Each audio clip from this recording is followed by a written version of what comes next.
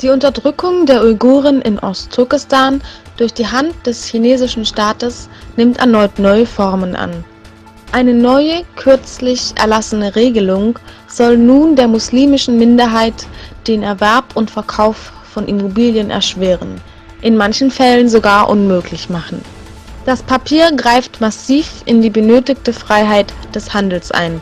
So dürfen Uiguren nur an chinesische Bürger Kaufangebote richten, während es den Chinesen selbst untersagt ist, Immobilien an Uiguren zu verkaufen. Die chinesische Regierung folgt weiterhin einer antitheologischen Strategie, die nun in Form von Symbolverboten erneut ausgeweitet wird.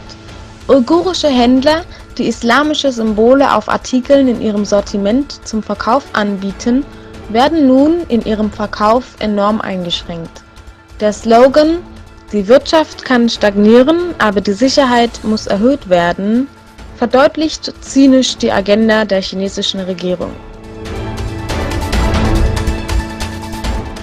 Bei einem gemeinsamen Dinner im chinesischen Konsulat konfrontierte der Parlamentarier Valentin Yocus von der Yi-Partei den Großkonsul Yu Hongyang mit unangenehmen Fragen die Situation der Uiguren betreffend.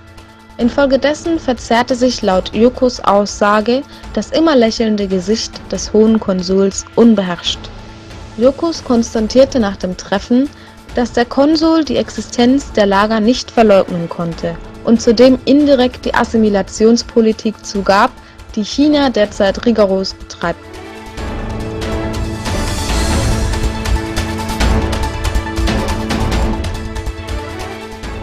Das Treffen der Präsidenten Trump und Putin, welches ursprünglich in Argentinien stattfinden sollte, wurde von dem amerikanischen Präsidenten gecancelt.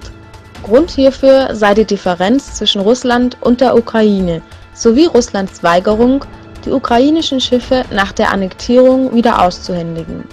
Es sei wohl für alle Beteiligten am besten, so Trump, wenn das Treffen auf dem G20-Gipfel in Argentinien nicht mit Putin stattfinde, verlautbarte er über seinen Twitter-Account.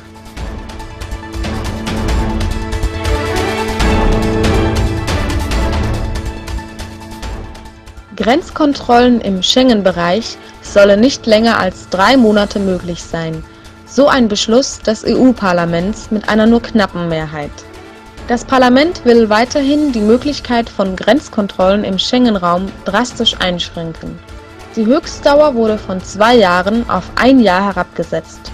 Dies ergab eine Abstimmung vergangenen Donnerstag.